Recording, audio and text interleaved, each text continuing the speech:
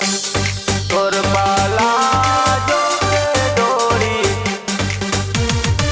छौरी खोल देबोगे।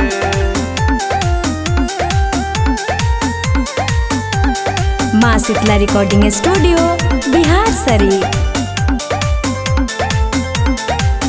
एगे ना जाने कितना से मिला की गे, पहले से ज्यादा छौरी खिला की गे, पहले से ज्यादा छौरी खिला की गे। एगे ना जाने कितना से मिला की गे, पहले से ज्यादा छौरी खिलल की गे, खिलल की गे। हमारा न देवी त छौरी जाके तोरा घरवा में बोल देबोगे। त तोर पलाजो के डोरी छौरी खोल देबोगे। तोर पलाजो के डोरी छौरी खोल देबोगे। तोर पलाजो के डोरी छौरी खोल देबोगे। Music by Sonu Yadav. तोर पलाजो के डोरी छौरी खोल देबोगे। छौरी खोल देबोगे। पहले हल निकासल छौरी हो गईली ढीला, अभी लेन हमरा छौरी तनिको सान मिला, तनिको सान मिला।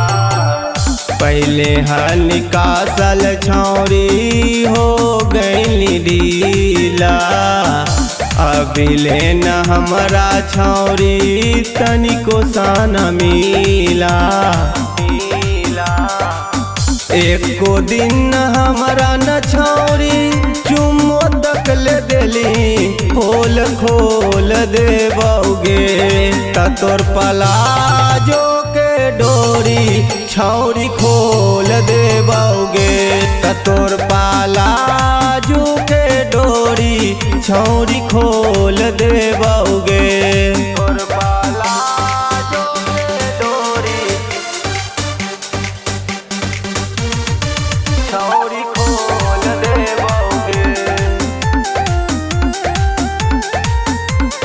तोर पलाजो के डोरी छौरी खोल देबोगे। उमर हको काम छौरी लगा खिबाम गे, कहियो ने मान छौरी कैलियो न हम गे। उमर हको काम छौरी लगा खिबाम गे, कहियो ने मान छौरी कैलियो न हम गे। फ्री में देबो चीजवा नहीं छौरी तोरा हमें मोल देबोगे। त तोर पलाजो के डोरी छौरी खोल देबोगे। तोर पलाजो के डोरी छौरी खोल देबोगे।